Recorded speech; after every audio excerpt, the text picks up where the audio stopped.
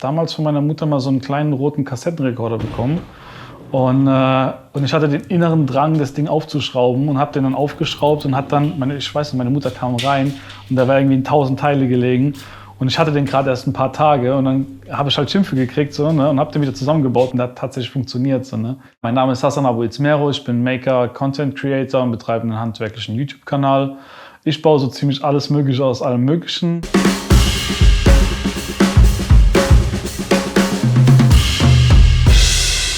Ja, Thema Upcycling und Wegwerfgesellschaft sind halt so die zwei Kernpunkte von meiner Arbeit. Ich versuche permanent in meinen Projekten die Leute eigentlich dazu zu motivieren, lieber was draus zu bauen, als es wegzuschmeißen.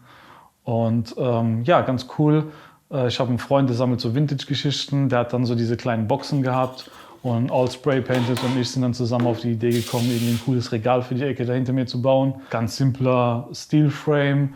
Da kommen dann ein bisschen Farben drauf, ein bisschen Crackle. Die Boxen kriegen vielleicht noch einen Finish-Touch.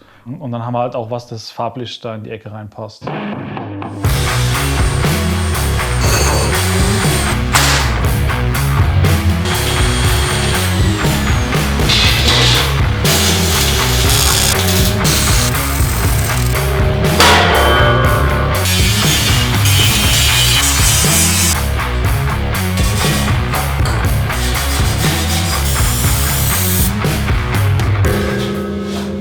Viele Leute fragen mich, warum ich so extrem Maker bin, beziehungsweise immer so 150% dabei bin.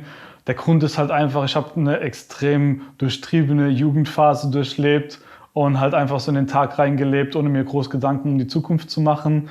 Und dadurch verschenkt man natürlich halt so viel Zeit.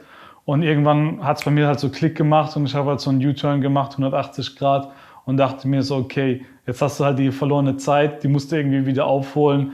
Und dann bin ich irgendwie so nonstop bis heute irgendwie so auf Vollgas. Ja, schau mal, Barkeeper. Nee. Tätowierer war ich, seht ihr das?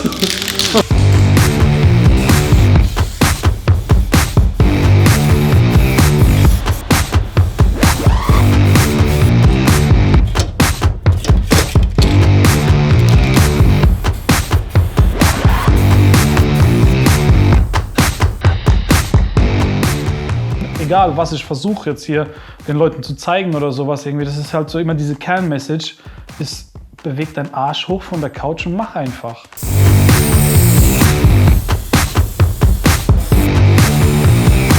Mein Lieblingsspray bzw. Effekt, das ist ja in dem Fall, ist eigentlich so der Crackle, weil du damit halt so nochmal so eine ganz unique Oberfläche schaffen kannst, so, ne? Auch von der Haptik her. Also es sieht nicht einfach nur noch was aus, sondern du fühlst halt auch die Farbe, was du ja in vielen Fällen ja gar nicht hast, so, ne? Und also ich war schon immer der Typ, und das empfehle ich auch jedem, am besten ohne irgendeine Anleitung starten, gerade was Farben betrifft. Du kannst nicht viel falsch machen. Ich habe ehrlich gesagt keine Ahnung, was ich hier gerade mache. Soll alt aussehen, schlau. Also was heißt alt? Es soll einfach so einen starken Kontrast zu den restlichen Boxen bilden. Und das machen wir jetzt hier einfach, indem wir so ein bisschen kreativ einfach drauf loslegen. So, das ist cool, bei so Sachen kannst du voll den Kopf abschalten.